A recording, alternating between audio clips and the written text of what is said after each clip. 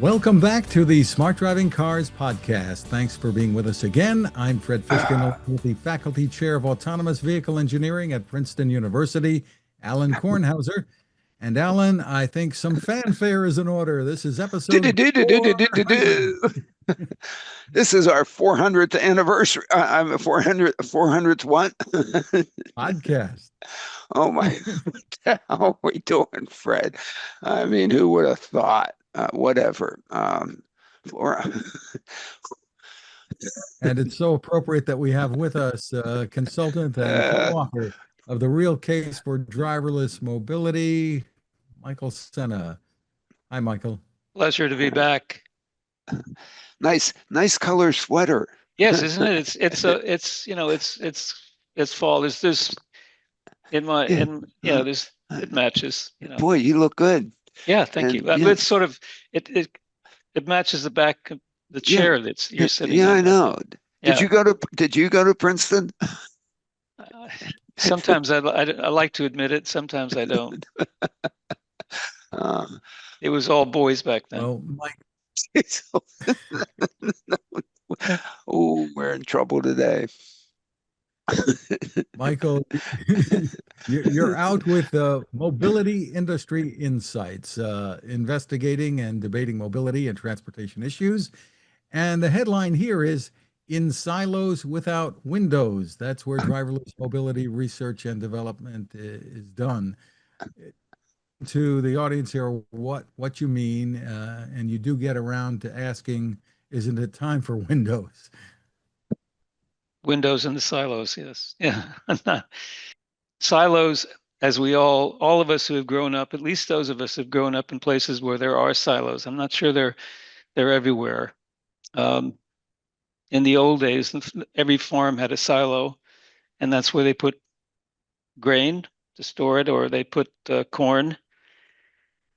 And it was a better way of storing things. But we also use the term silo as being everyone is enclosed in their own little space, and they're not really talking to or looking at what other people are doing. And that's the use of silos that I have here. And the point of the article is that we have been doing research and development in the area of driverless mobility, driverless cars, driverless vehicles, earnestly since approximately 2004, and before that as well, but earnestly since 2004. And we're beginning to make some progress, at least on the technology side. But during 20 years, the kind of progress that we've been making has been very slow for many reasons. But I say the main reason that we haven't gotten further than we have gotten so far is that people have been working primarily in technology and primarily in their own little silo without really taking account of a number of things which are going on outside the silo.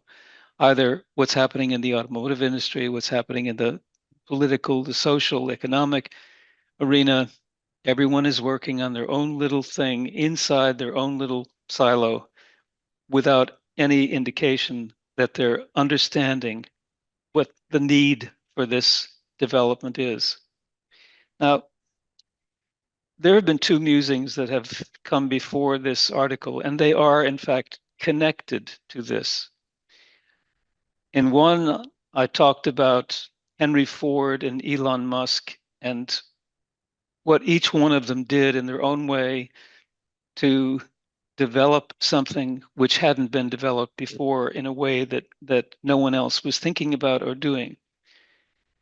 Henry Ford didn't say, well, let's just make another car, a more improved car, and let's just see how this sells.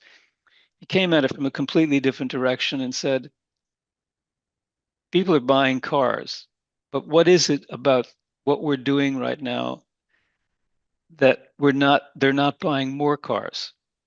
And very simply, he said, the cars are not easy enough to drive, number one, and they're not inexpensive enough for enough people to buy them.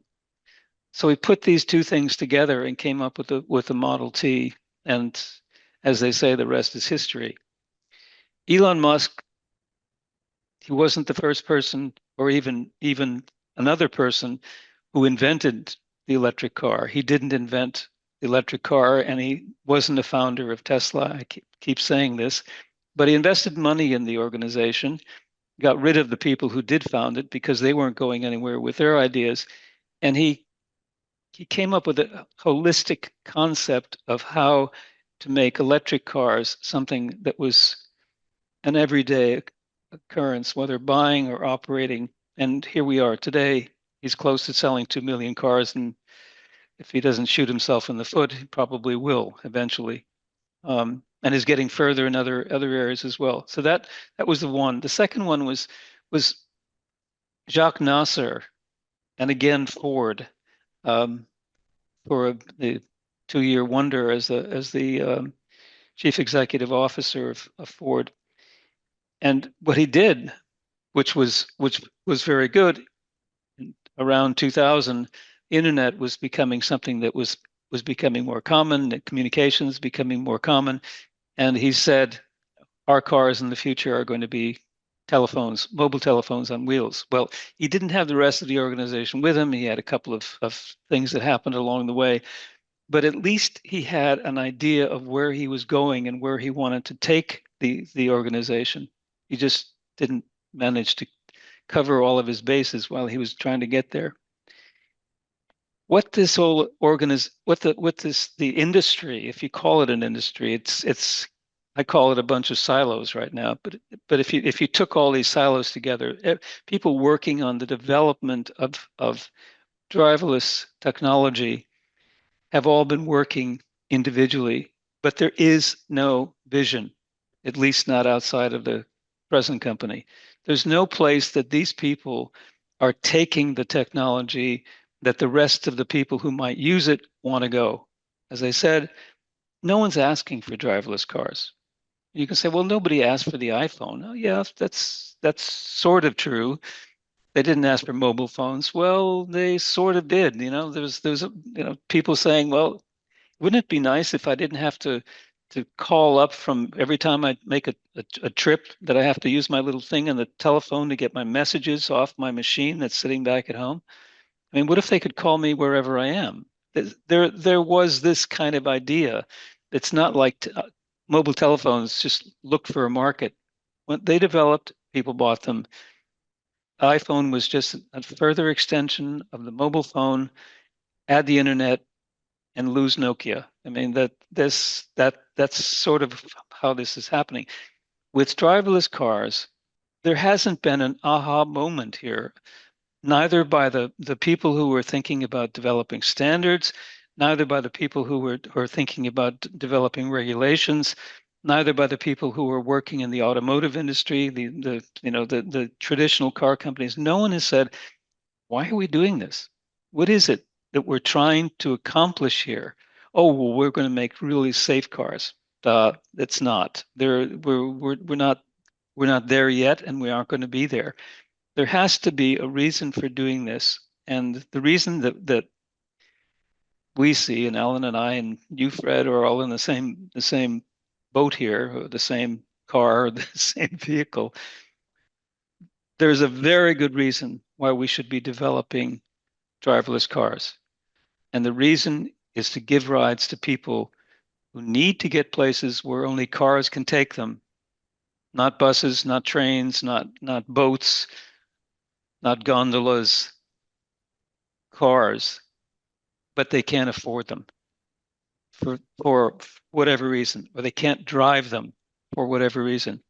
And until we get there, until we put all of these pieces together and we get all the folks who are working toward this, let's put driverless cars out there and get them on the vision track, we're not going to get anywhere for another 20 years. And so that's why I would like everybody in the planet to read this article, so at least they have a reason when someone says, well, why are they doing this? And they say, well, this guy over, he lives in Sweden, but he speaks English like he would, grew up in Pennsylvania. in Speaking of Scranton, in in the coal Scranton, mines. Scranton, Pennsylvania. Yeah. I'm going to come back to Scranton with an example of what I'm talking about, but I'll take a breath here. Yeah, well, of course, um, yeah, I think the article you put out there is so current, so needed, because it seems as if nobody's is getting it. Okay, I mean, I look through some of the things of some conferences that are upcoming in terms of what they're going to talk about, and still they don't talk about, to me, the real why here, No. the real opportunity, the thing that, and in our own little microcosm, that I get reinforced every day as to why this is there is this real reason why to do this. Okay, and it is so enriching to me, so um, supportive, I guess. Why? I guess I just like things that end up supporting what I like, I guess. So I'll be very, very narcissistic about the whole damn thing. But my goodness, it really is. Uh, this is an opportunity to provide mobility to folks who, my goodness, it improves their lives. And every time, the few times that we've done it, it is so invigorating. I mean, and they don't see it. And for some folks, and of course, the real thing is, as we put out there, is the affordability of high quality mobility. And define high quality mobility as mobility that gets you from where you want to come to where you want to go, when you want to do it, when the individual wants to do it. And you write so well in this, as opposed to when somebody developed, hey, what is a very good schedule? It's their schedule, Mm-hmm. these people's schedule. Okay, and if you look at the how covering of the possibilities of origins, destinations, and times those schedules cover, my goodness, they're just little filaments in that whole, what is three-dimensional space. They're bare filaments. And you say, whoa, is that when everybody wants to do? Well, hey, well, loosen up, fella. Your time doesn't matter. Our time does. Line up. Okay, but some folks have been lining up a lot and haven't had the opportunity. Well, many years ago, many of us said, "Oh, the heck with that, man. We'll just go buy a car. The heck with you." You can take your little filaments through space, time, three space, which is what a schedule is, and say, I'm not doing that. And what's that resulted? Public transit schedules, filaments in three space get 2% of the market. Two, two, two, two. Yeah. Okay. But we've I mean, but that's the way I look at this darn thing. I mean, my goodness. but The we define opportunity with this is now the schedules could fill that three space. yeah. Now, if you fill this three space, then, some people might still not want to use it because they still have a better solution. But there are some folks in there that say, oh my goodness, ooh. And if you make it cheap, you'll make it even more. At least if you believe in Joe Schumpeter. If you believe in Joe Schumpeter, ooh, game over. So we'll see who wins.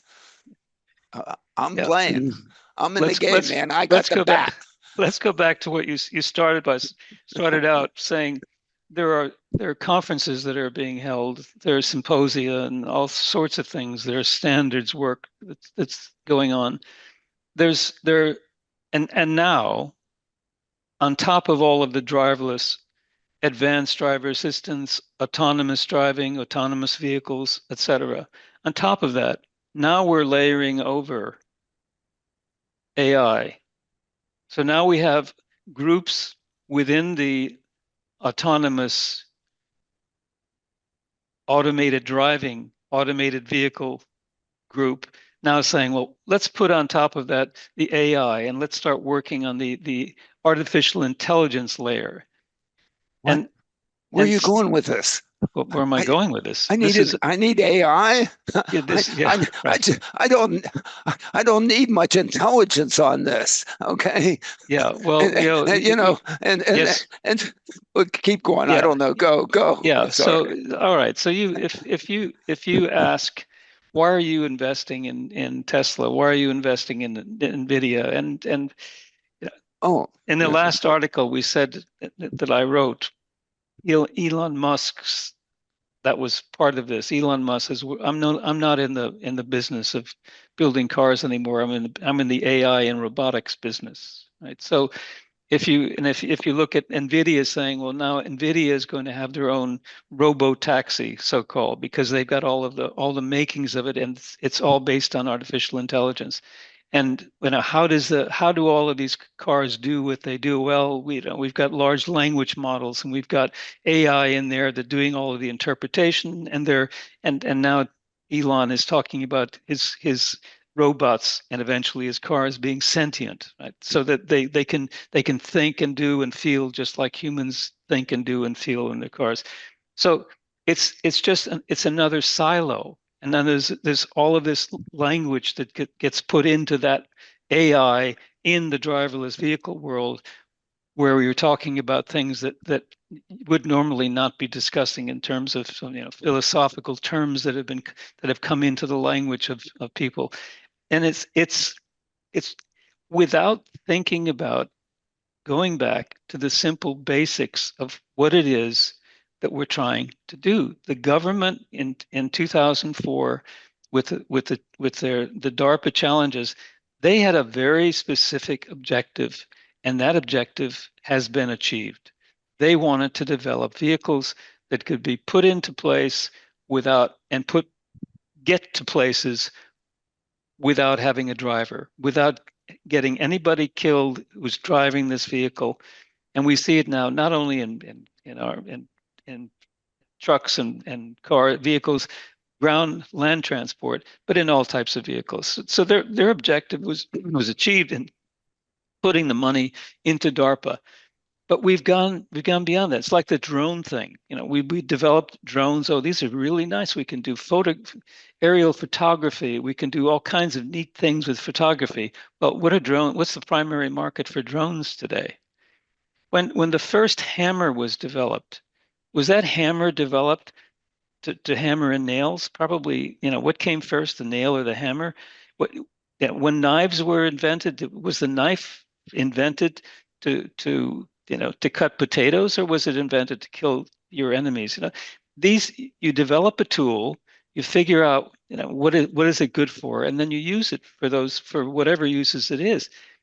We're working on driverless cars in the automotive space right now, and people are saying the reason we're doing this is because humans are terrible at driving, and we want to get humans out of the picture completely, and eventually we've got vehicles driving around with robots in them.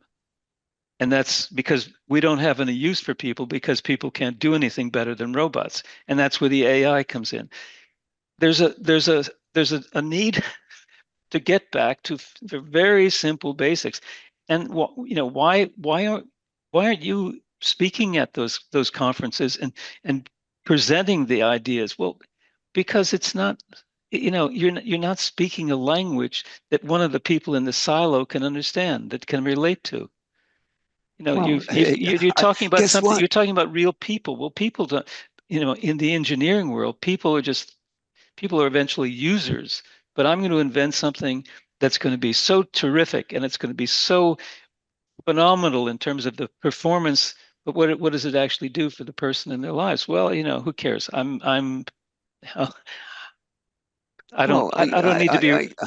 don't need to be concerned about that. I guess not. I guess I want to be Henry. Okay. Yeah. I want to be Henry. I didn't invent it. I tried. I failed. I was too weak.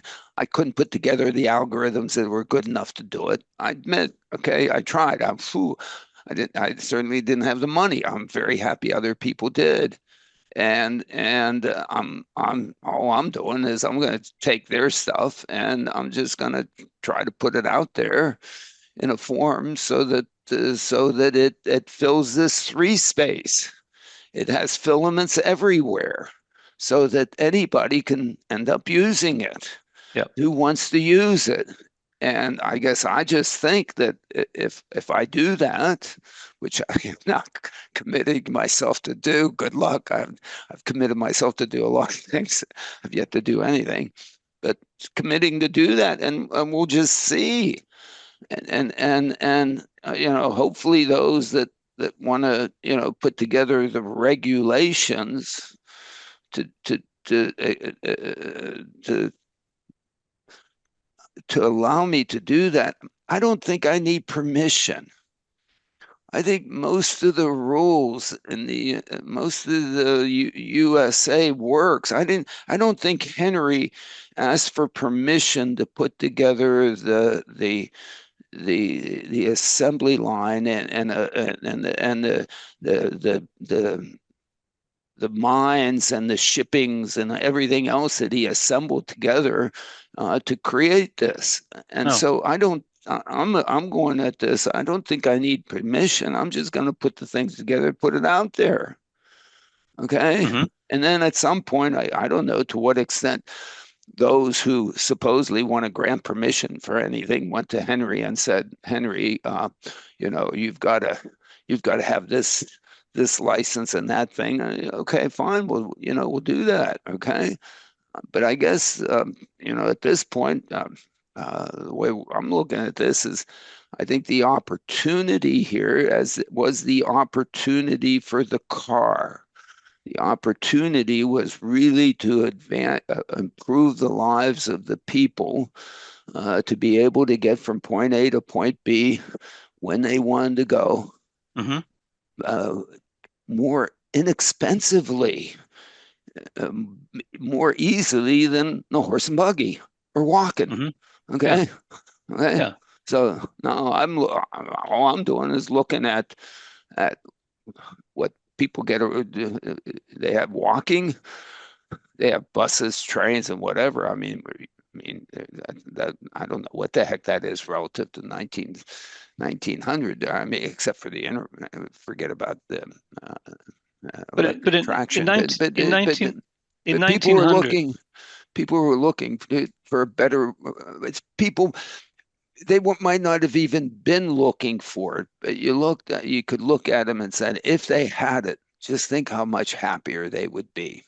Yeah. Okay. So in And 19 and in that's the just the early way. part of the 1900s, you could get across the country more easily than you could get to Aunt Annie's 15 miles away from downtown Scranton where we lived to go to her farm.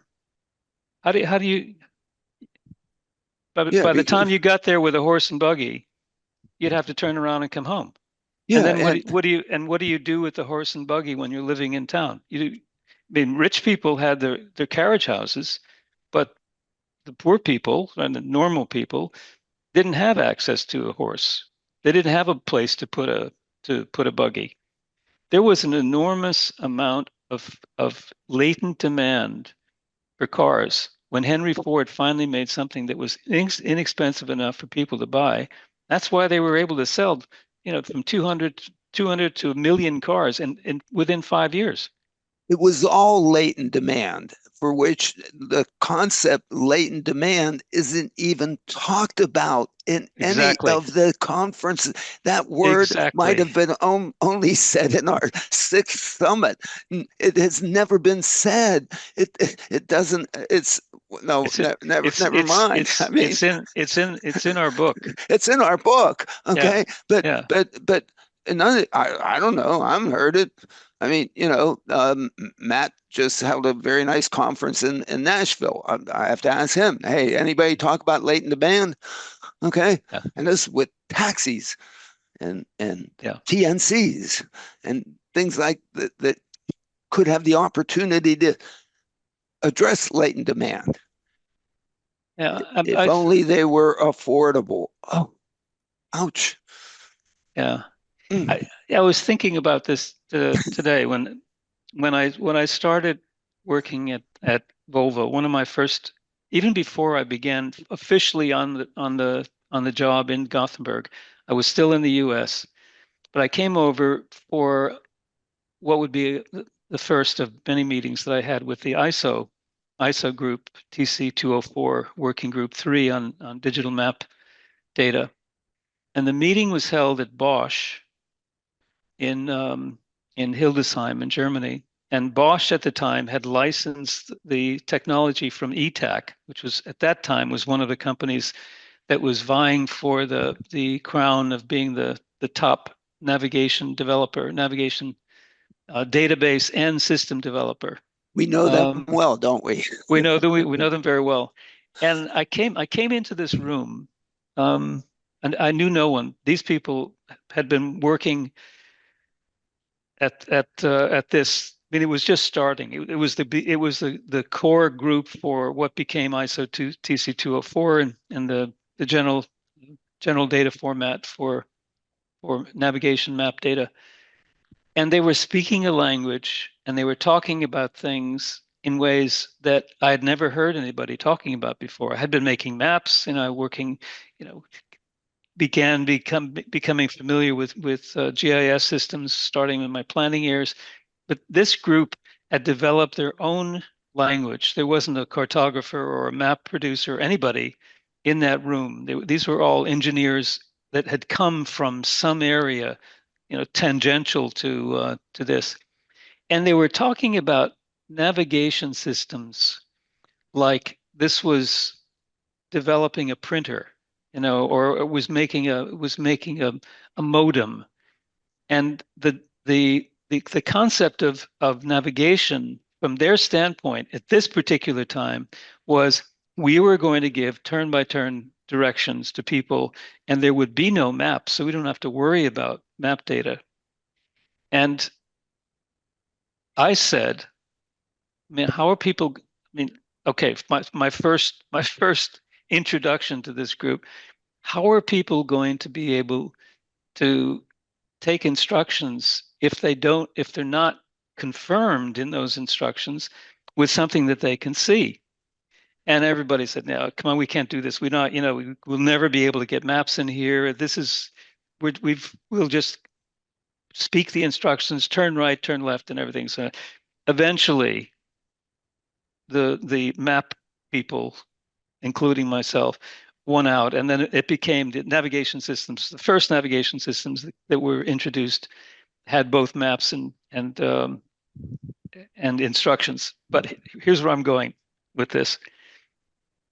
Something happened in the very early days when the first map data was out there. It was only limited roads in Germany. There was no data for Sweden yet, some UK data, but someone in one of the first navigation systems, and they never would admit which one it was, whether it was the Bosch or the Philips system, but someone had driven into a lake following the directions. And he said, when they pulled him out of the lake, he said, I just followed the directions. It said turn right, and I turned right, and I ended up in the lake. Someone sent this to me because I don't watch The Office, the American Office, which just happens to have been filmed in, yes, Scranton, Pennsylvania, right? And Michael, who's the boss, and his sidekick are driving, and I know where I could see exactly where they were. And he says, we're getting close to the Elmhurst Country Club. Right? I know exactly where the Elmhurst Country, and he says, and the navigation system says turn right. And so he starts turning right, and his sidekick said, no, don't turn right. It means, at the next turn, no, it says turn. It said turn right, and I'm going to follow the instructions. Don't do that. Don't do that. And you can see on the map, if he turns right, he's going to go right into the water, and if he waits, he's going to go over a bridge. So he said, nope, I'm going to turn right." He turns right and he goes into the water. It's I don't know if you saw this skit. It was one of the best, absolutely one of the best. Not just The Office, but any, they're climbing out of the car. "I got this, help. I know how to do this. Get out, climb through the window." It was just I know that very well because, of following course, directions. I was following the whole darn thing at the same time. You were doing it for not somewhat the same reasons or something, because I was trying to do turn-by-turn navigation at the time. And absolutely, I think it was a BMW that did that, if I recall right, the original one that went into the water and so on. But which was Phillips. Which was Phillips. Which was Phillips, which I recall very well. And hey, look, I went through all that stuff as you did, as we did back in the day. Although I must admit, when I first started digital map data, I was not a cartographer. I didn't know any of the cartographic language or anything, but we certainly drew it. Okay, and we displayed it, and the real reason we did this was actually taken back, in the summer of 1975. The university went to an IBM 370 system. We got Tektronix terminals, and what was the key thing that we were able to do was we were able to draw on those terminals and capture the data which we drew.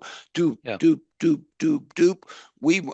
We were making maps. Now, we certainly weren't making maps the way the cartographers made it, going back to, who knows, Bleu and all the other and all the others that made beautiful maps. But my goodness, to be able to then see in space, in geographic space, what was coming ahead and what you should do and what the opportunities are, is fundamental, and it remains today. Based on that, the reason for doing standards, the reason for developing standards, is to be able to have something that can be used for those who are developing regulations as a basis for and criteria for those regulations to be enforced. So if you say we're going to do this, but okay, well, why do I need to do that? I can do this instead.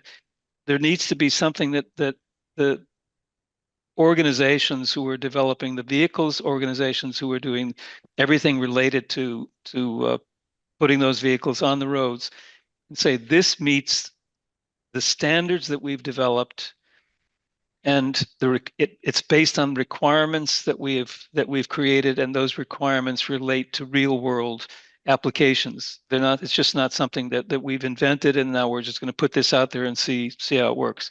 So we're developing standards in order to be able to inform regulators and have regulators produce laws, regulations, which can be enforced and that can be based on the requirements and the criteria that are included in those standards. That's why we're doing this. And that those regulations, of course, allow for the opportunity to extract the value proposition out of whatever it is, so that society can improve. I mean, Right. The whole purpose of legislation is to improve society. It's not to improve. I mean, exactly. It's not even a question. Okay, we're not trying to go backwards. We're trying to go forwards. We're trying to improve things. And Michael, it still ties back to the whole premise of your piece here, and you conclude with the focus needs to move to making driverless mobility work for riders, all riders, and this all has to come together that way. Yeah, it's not the purpose of this isn't to to save lives of people in military. I mean, they've solved that problem. It's not to plant crops. They've solved that problem. It's not to ensure that we can get in and out of caves with or mining places where we're taking out minerals, which are very unsafe. You know, we've done that. The purpose of driverless vehicles has to be based on delivering rides to people who need rides, who prefer to have rides. And there's a reason why I included in this article a picture of William F. Buckley with his dog, you know, sitting on the hat rack behind him, and he's in a limo and he's working on a typewriter, and he's on his telephone. You know, this is one of the earliest mobile telephones. Probably wasn't even a mobile telephone. It was like a taxi telephone. And this guy is wealthy, you know, and he can afford to have a driver. And I found a clip somewhere, but I couldn't find it again, where his driver was very important for him. You know, it was like the chauffeurs in these movies. What was Downton Abbey? You know, Downton Abbey. The chauffeur becomes the son-in-law, who's he was like really important part of William Buckley's life. And sitting in his car, coming down from Connecticut to New York City, where we worked, every minute was important to him. We never get the idea that every minute is important to that woman who's trying to get from one job to the other job across town, and then to the third job across town, whether it's watching kids or cleaning a house or doing something. That's her time, or whoever is in that situation. Their time is as critical to them as William F. Buckley's time was critical to him, because every minute he wasted was money that he lost. Well, it's the same for someone who needs to get across town to get to work. Their time is important as well. And we're not getting this. This isn't something that's top of mind for people who are working on driverless cars. It's something else, whether it's getting rich. And as I said, I don't know whether anybody who's going to really do this is going to get wealthy, but it's going to make a big difference in the lives of the people who are helped by having affordable rides, which they can't get today.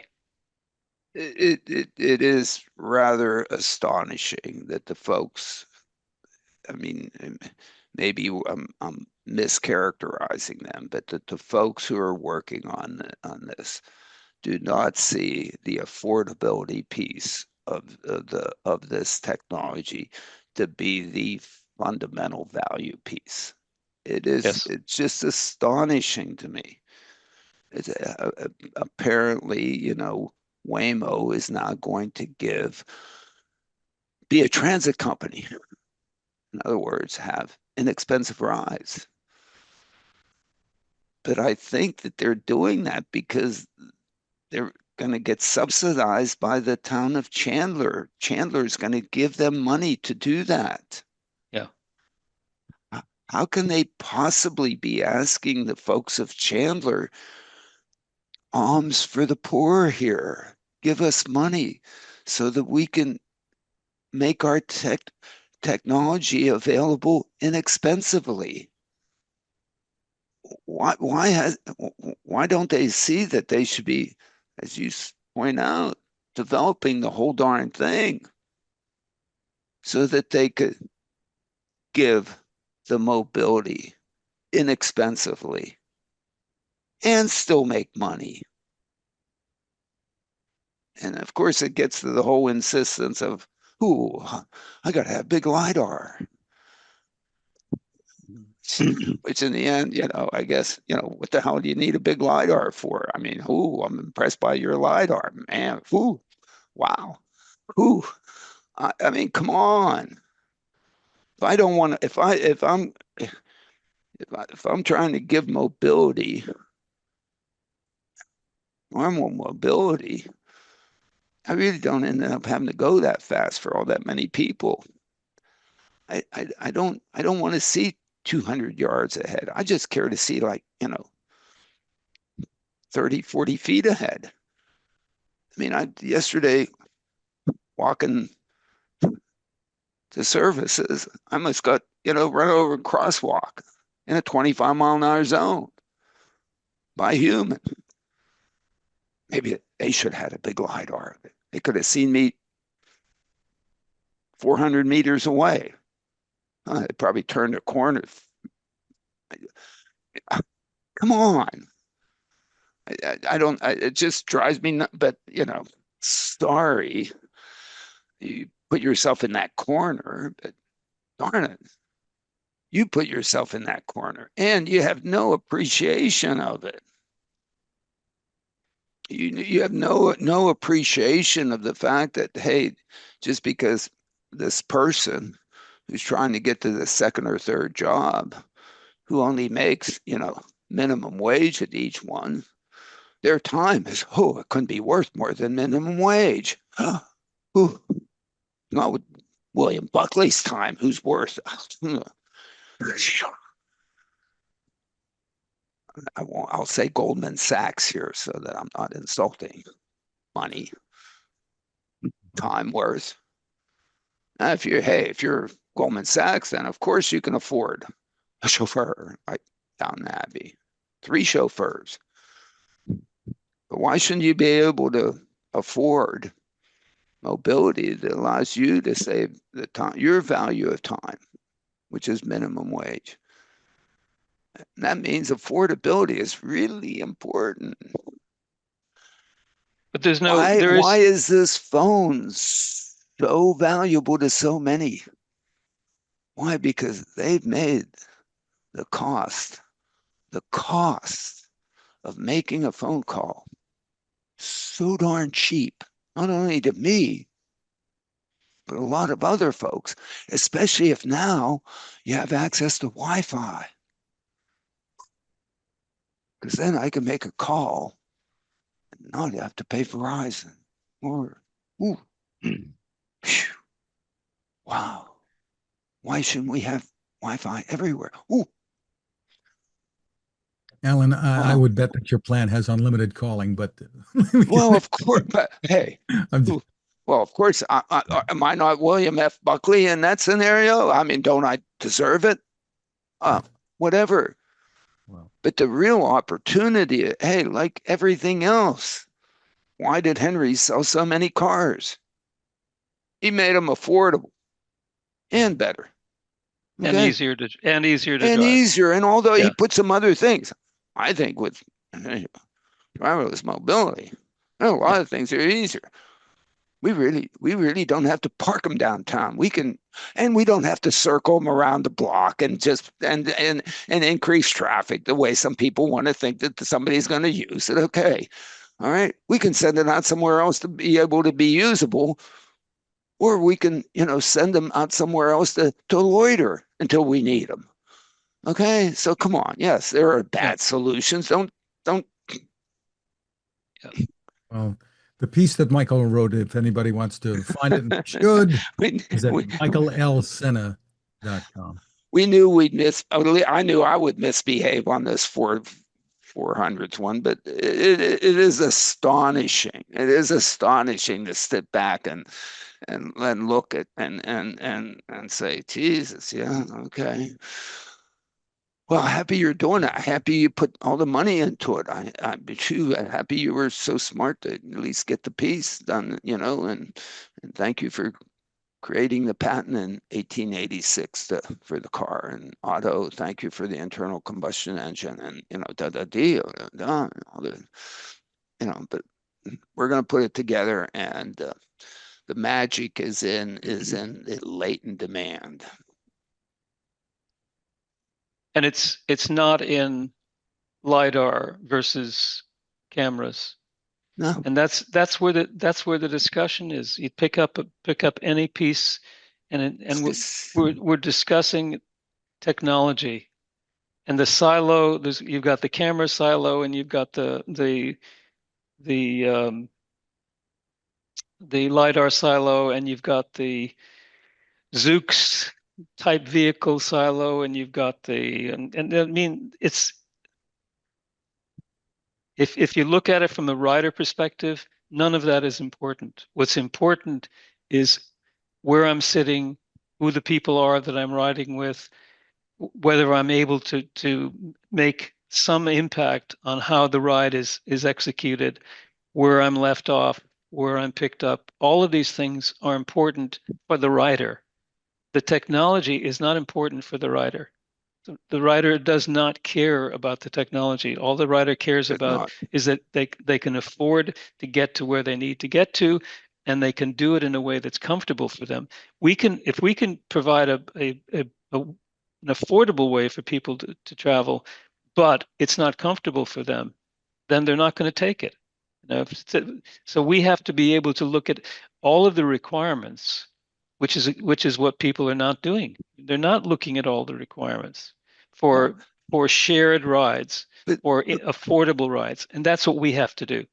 but Michael, that's our opportunity. Yes, exactly. That's our opportunity as a technology we're developing, and we are very capable, and we're making extreme progress in developing the technology so that in fact the ride, the actual aspects of the ride are substantially better than rides that are available to those individuals in the current context. And that's what's important.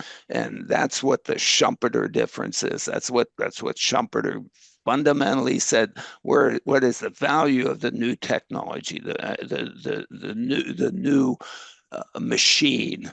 It's in its ability to substantially improve the quality and or the cost of the function that it is serving.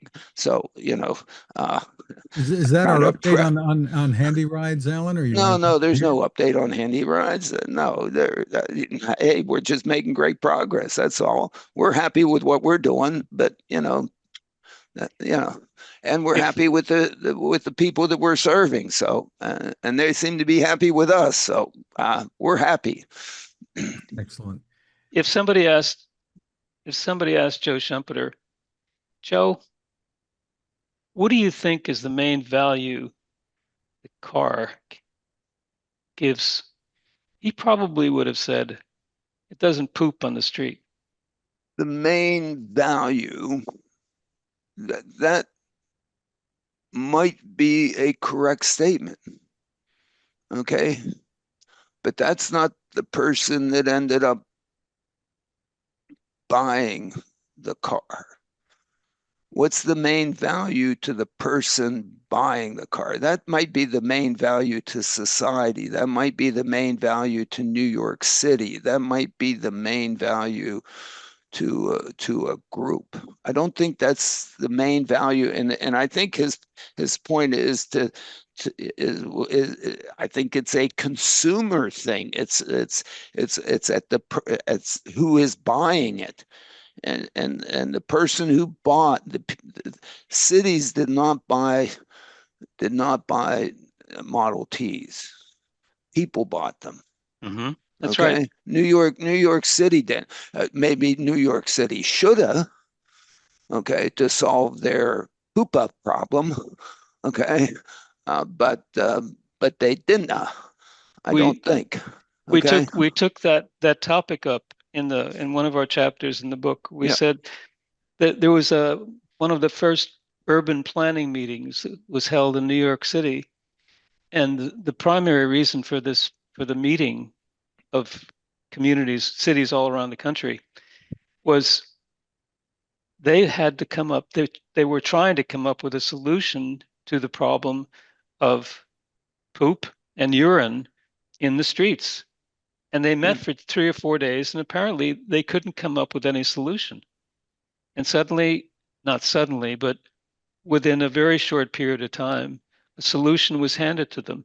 Now, were they happy with that solution? I think they were. I think there was a general feeling that this is going to solve a lot of our problems.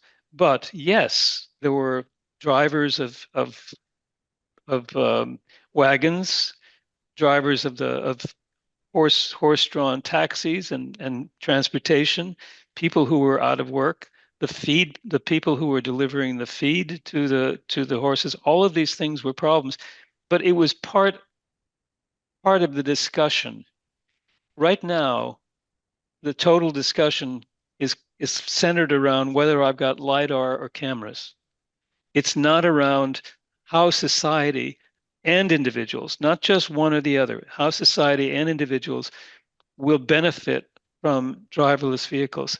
Once we've put that into the equation, it's going to be very easy to develop the requirements and very easy to develop the regulation, whether or not it's based on AI or not.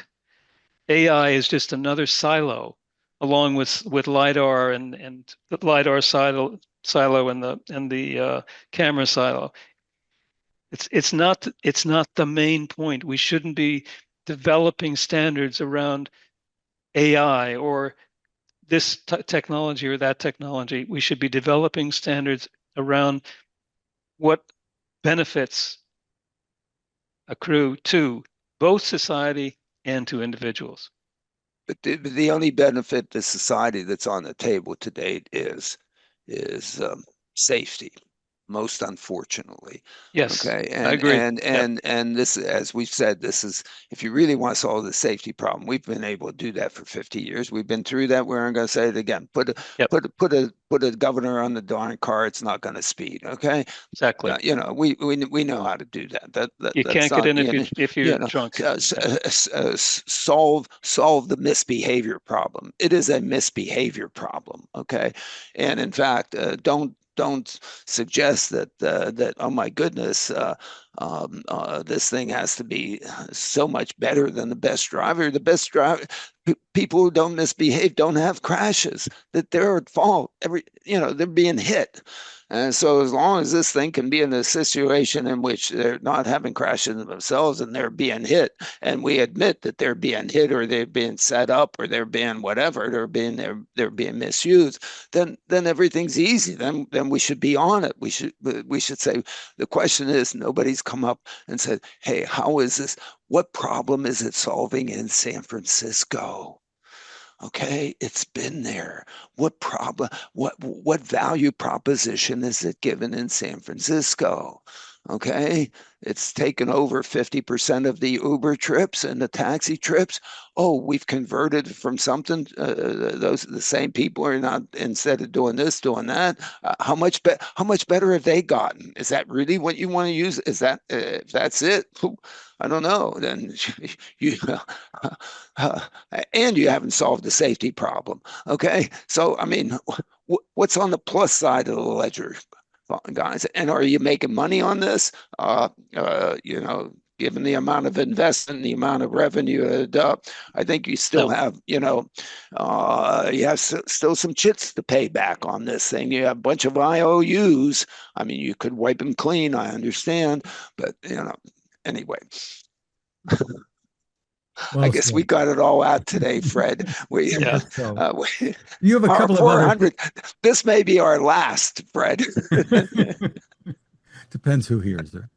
So, in the latest Smart Driving Car newsletter, Alan, you highlight the MIT Mobility Forum, which has been ongoing. There's another one today if people hear this beforehand. But yes, we're going to try to get this out so that they can, and I'm hopefully, I'm actually, my students and I are going to, at least some of them who don't have other things to do at lunch today, we're going to sit in, and I'm going to buy lunch for my students, and we're going to sit in on the one today. Excellent. And this has been ongoing today. I think Kara Kockelman, Robin Chase participating. But also you highlight even last week's, which was titled "What Excites Larry Burns Today." His last week was very good. Yeah. From Business Insider, Ashok Elluswamy is the most powerful Tesla executive you've never heard of. You've got a link to that. Well, I think people have heard of him, or at least I have. It's just, I don't know. I just thought it was good. I mean, if you wonder why there is not more information coming out and so on and so forth from Tesla, and why we're wondering what's going on and sort of maybe what motivates him, I just thought it was interesting. I sort of like his behavior. I would like to think I behave similarly, but again, I just enjoyed it. Well, I guess we're going to wrap up our 400th with a party here inside EVs. Hate to even read the headline, Alan. San Francisco woman has solo dance party in her Tesla while in the driver's seat. How safe I is it? mean, for years, I'd give a presentation of, things about driverless cars, and I always play the one that TJ Smith's, video from now 15 years ago. He has whatever it is, 15 million hits on it. And if people wonder how folks drive in California, just play that video and you'll see nobody has their hands on the wheel and so on. What up? I'm TJ, and this is the Highway Sing-Along Buttercup Edition.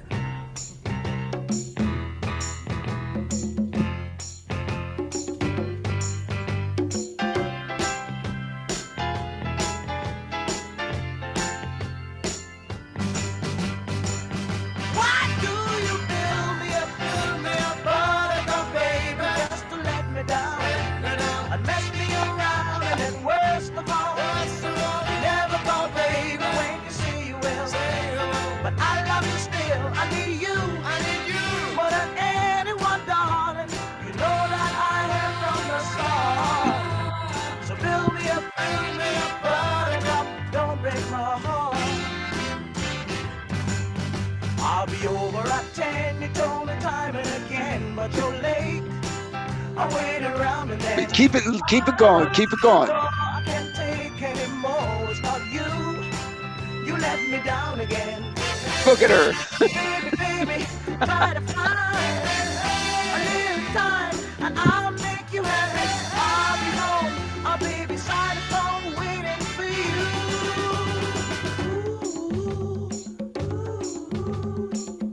What do you build me up? Look at this guy, 2 hands taking a picture.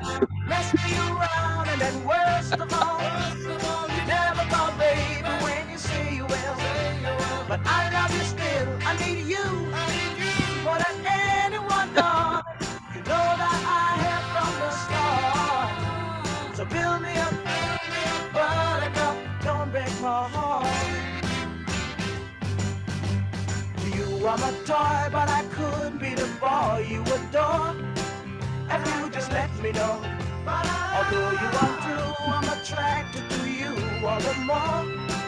Why do I need you so?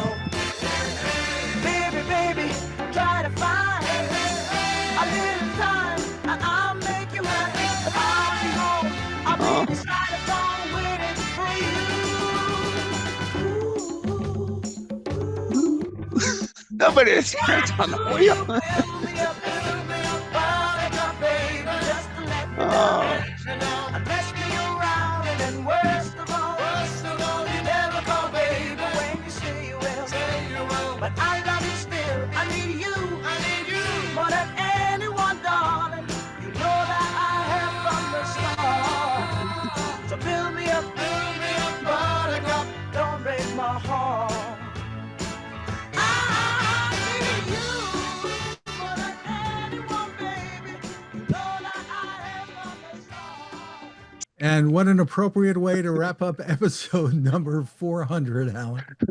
Absolutely. I mean, if you don't love it, so hey, because somebody put one on in Tesla today, I mean, come on, this is, I don't know, 15 years, 12 years ago. 12 years ago, 15 million views at least. And that doesn't even count the ones that, because I show it, I don't go back to whatever video because I captured it.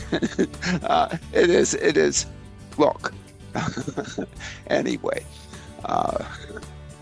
Well, we want to thank everybody for watching or listening and have a great weekend ahead.